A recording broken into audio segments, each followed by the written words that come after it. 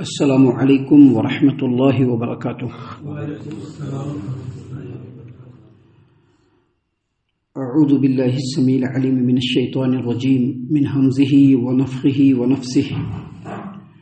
بسم اللہ الرحمن الرحیم۔ ومن الناس من يقول آمنا بالله فإذا أوذي في الله جعل فتنة الناس كعذاب الله وَلَئِن جَاءَ نَصْرٌ مِّن رَّبِّكَ لَيَقُولُنَّ إِنَّا كُنَّا مَعَكُمْ أَوَلَيْسَ اللَّهُ بِأَعْلَمَ بِمَا فِي صُدُورِ الْعَالَمِينَ وَلَيَعْلَمَنَّ اللَّهُ الَّذِينَ آمَنُوا وَلَيَعْلَمَنَّ الْمُنَافِقِينَ۔ اور لوگوں میں کوئی ایسا بھی ہے جو زبان سے تو کہتا ہے کہ ہم اللہ پر ایمان لائے، مگر جب اسے اللہ کی راہ میں کوئی تکلیف پہنچتی ہے تو وہ لوگوں کی ایذا رسانیوں کو، تکلیفوں کو، لوگوں کی طرف سے پہنچائی جانے والی تکلیفوں کو یوں سمجھتا ہے جیسے اللہ کا عذاب ہو، اور پھر کافروں سے جا ملتا ہے۔ اور اگر آپ کے رب کی طرف سے کوئی مدد آ جائے تو ضرور کہیں گے کہ ہم دل سے تو تمہارے ساتھی تھے۔ کیا دنیا والوں کے دلوں کا حال اللہ کو بخوبی معلوم نہیں؟ اللہ تعالیٰ ضرور یہ دیکھ رہا ہے کہ ایمان والے کون ہیں اور منافق کون ہیں۔ محترم سامعین کرام، سورۃ العنکبوت سورہ نمبر 29 اور اسی صورت سے بھی آپ کے سامنے آیت نمبر 10 اور 11، یہ دو آیتیں بھی آپ کے سامنے تلاوت کی گئی ہیں۔ بفضل اللہ، بعون اللہ، بتوفیق اللہ، دونوں آیتوں کا ترجمہ بھی آپ تمام کی خدمت میں پیش کیا گیا۔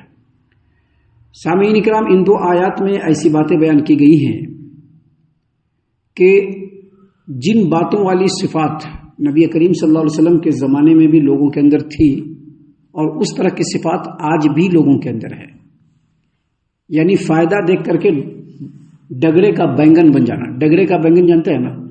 ایسے اٹھا کے رکھیے تو ادھر لڑک جائے گا، اور ادھر سے اٹھائیے تو ادھر لڑک جائے گا۔ مطلب ان کا اپنا کوئی عقیدہ نہیں ہوتا ہے، ان کا اپنا کوئی اسٹیٹس نہیں ہوتا ہے۔ وہ ایسا لگتا ہے کہ حق والوں کے ساتھ بھی ہے اور باطل والوں کے ساتھ بھی ہے۔ ایسے لوگ نبی کریم صلی اللہ علیہ وسلم کے زمانے میں بھی تھے اور آج کے زمانے میں بھی ہے، اور خوب ہیں۔ بس ان آیتوں پر غور و فکر کرنے کی ضرورت ہے اور ان آیتوں کے مطابق عمل کرنے کی ضرورت ہے۔ اللہ تبارک و تعالیٰ نے کیا فرمایا؟ وَمِنَ النَّاسِ مَن يَقُولُ آمَنَّا بِاللَّهِ، اور لوگوں میں کوئی ایسا ہے جو زبان سے تو کہتا ہے کہ ہم ایمان لائیں، یعنی جو مضبوط ایمان والے لوگ ہوتے ہیں بالکل اپنے آپ کو ان میں شامل رکھتے ہیں اور اپنی زبان سے یہی دعویٰ کرتے ہیں کہ وہ پکے سچے مومن ہیں، حالانکہ وہ پکے سچے مومن نہیں ہوتے بلکہ کمزور ایمان والے ہوتے ہیں۔ ایسے لوگوں کے بارے میں اللہ تبارک و تعالیٰ نے فرمایا فَإِذَا أُوذِيَ فِي اللَّهِ جَعَلَ فِتْنَةَ النَّاسِ كَعَذَابِ اللَّهِ، وہ لوگ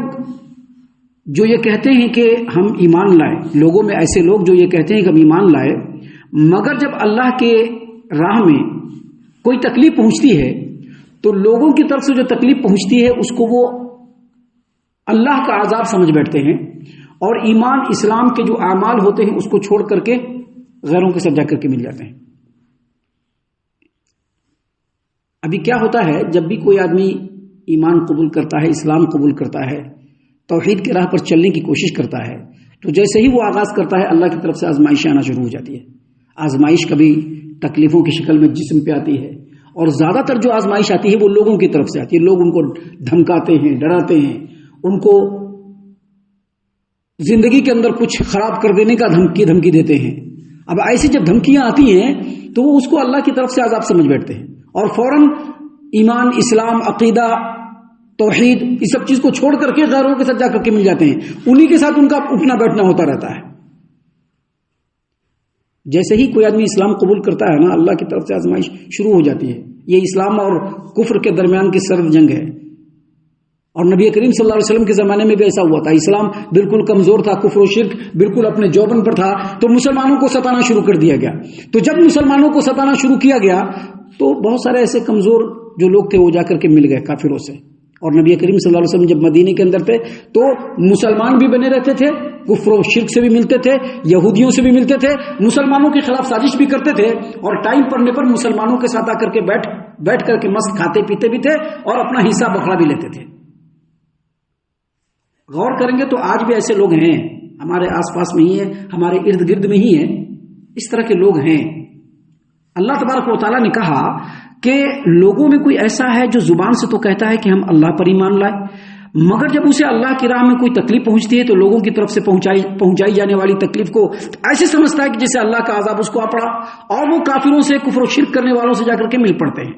اور پھر اللہ نے کہا وَلَئِن جَاءَ نَصْرٌ مِّن رَّبِّكَ لَيَقُولُنَّ إِنَّا كُنَّا مَعَكُمْ، اور اگر آپ کے رب کی طرف سے کوئی مدد آ جائے تو ضرور کہیں گے کہ ہم دل سے تو آپ کے ہی ساتھ ہیں،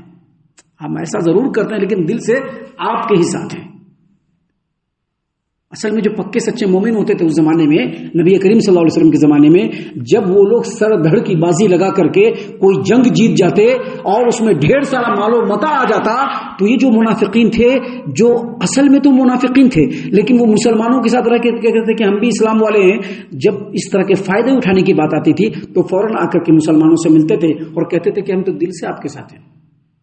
اللہ تبارک و تعالیٰ نے یہاں پر دو ٹوک انداز میں کہا اولیس اللہ بأعلم بما فی صدور العالمین، کیا اللہ تبارک و تعالیٰ دنیا والوں کے دلوں کے حال کو بخوبی جانتا نہیں ہے؟ بالکل جانتا ہے، کس کے دل میں کیا ہے، کیسا ہے، کس طرح سے ہے، وہ کس طرح سے ایمان کو ایکسپٹ کیا ہے، کس طرح سے وہ ایمان پر عمل کر رہا ہے، اس کے پیچھے کیا انٹینشن ہے، اس کی نیت کتنی اچھی ہے، کتنی اس کی نیت کے اندر کیا کیا مکسنگ ہے، اللہ تبارک و تعالیٰ کو بخوبی ساری باتیں معلوم ہیں۔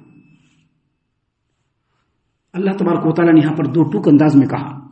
وَلَيَعْلَمَنَّ اللَّهُ الَّذِينَ آمَنُوا وَلَيَعْلَمَنَّ الْمُنَافِقِينَ، اور اللہ تبارک و تعالیٰ ضرور دیکھ کے رہے گا کہ ایمان والے کون ہیں اور منافق کون ہیں۔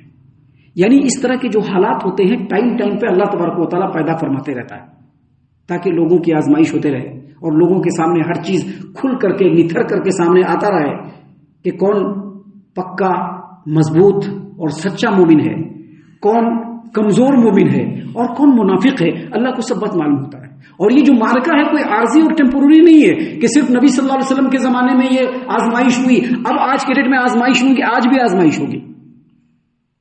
آپ توحید کا کام شروع کر کے دیکھ لیجئے، سچے سنت پر چلنا شروع کر دیجئے، ایک اللہ اور اللہ کے کتاب اور نبی کی تعلیمات کو دعوت دینا شروع کر دیجئے، لوگ کھڑے ہو جائیں گے، طرح طرح سے انگلی اٹھانا شروع کر دیں گے، آپ کے رستے کے سامنے روڑے اٹکانا شروع کر دیں گے۔ محترم سامعین کرام، لیکن یہاں پر ایک بات یاد رکھنی چاہیے کہ یہ جو آزمائش ہوتی ہے یہ اللہ تبارک و تعالیٰ کی طرف سے اس کا ایک معیار ہے۔ ہم نے اس سے پہلے حدیث بیان کیا تھا، جامع ترمذی ابواب الزہد حدیث نمبر 2938 نمبر کی روایت ہے، نبی کریم صلی اللہ علیہ وسلم نے فرمایا اشد الناس بلاء الانبیاء، چونکہ نبی لوگ جو ہوتے ہیں وہ سب سے زیادہ ایمان والے ہوتے ہیں، ان کا ایمان سب سے مضبوط ہوتا ہے، وہ صرف اللہ تبارک و تعالیٰ کے ایمان کو لوگوں کے درمیان پھیلانے کے لیے ہی سروئے زمین پر آئے ہوتے ہیں، لہذا سب سے سخت آزمائش ان کی ہوتی ہے، سب سے سخت آزمائش انہی کی ہوتی ہے، سب سے سخت آزمائش۔ اور پھر جو نیکوکار ہوتے ہیں ان کا، پھر جو اس سے کم درجے والے ایمان والے، پھر ان سے جو کم درجے والے ایمان والے ہوتے ہیں، آزمائش لیکن ضرور ہوتی ہے۔ وداؤٹ آزمائش کے آپ اس توحید کے راستے پر چل ہی نہیں سکتے ہیں، وداؤٹ آزمائش کے آپ اس ایمان کے راستے پر چل ہی نہیں سکتے ہیں۔ لیکن اس کا معیار کیا ہوتا ہے کہ جتنا مضبوط ایمان ہوگا اتنی زیادہ آزمائش ہوگی۔ آپ اگر بیچ راستے میں ہی ایمان اور اسلام کا ساتھ چھوڑ دیں گے، منافقت اختیار کر لیں گے، اللہ آپ کو آپ کے حال پر چھوڑ دے گا، آپ کو جس طرح سے رہنا رہتے رہیے، اللہ تبارک و تعالیٰ کو اس سے کوئی مطلب نہیں ہوگا۔ لیکن اگر ایمان میں پکے ہیں، مضبوط ہیں، آپ اپنے ایمان پر توحید پر چلنا چاہتے ہیں تو تکلیفیں پہنچیں گی، آزمائشیں پہنچیں گی، کیونکہ اللہ تبارک و تعالیٰ کا یہ قانون ہے کہ اس طرح کی آزمائشوں کے حالات کو اللہ تعالیٰ پیدا فرماتے رہتا ہے۔ کیوں پیدا فرماتے رہتا ہے؟ تاکہ معلوم ہو جائے کہ کون مومن ہے اور کون منافق ہے۔ آزمائش ضروری نہیں کہ کفر و شرک کرنے والوں کی طرف سے ہی آئے گی۔ ابھی نبی کریم صلی اللہ علیہ وسلم کے زمانے میں جو مومن مسلمان تھے ان کو آزمائش کس کی طرف سے ملی؟ تکلیفیں اور مصیبتیں کس سے برداشت کرنا پڑی؟ کفار و مشرکین سے۔ لیکن آج کے ڈیٹ میں اگر آپ توحید کے سیدھے رستے صراط مستقیم پر چلیں گے تو ہو سکتا ہے کہ تکلیف بدعتیوں سے پہنچے، ہو سکتا ہے کہ تکلیف منافقوں سے پہنچے، ہو سکتا ہے کہ تکلیف گمراہ کن فرقے کے لوگوں کی طرف سے پہنچے، ہو سکتا ہے کہ تکلیف خرافاتیوں کی طرف سے پہنچے، اور اس آزمائش میں آپ گریں۔ لیکن بہت ہی مبارک ہے وہ لوگ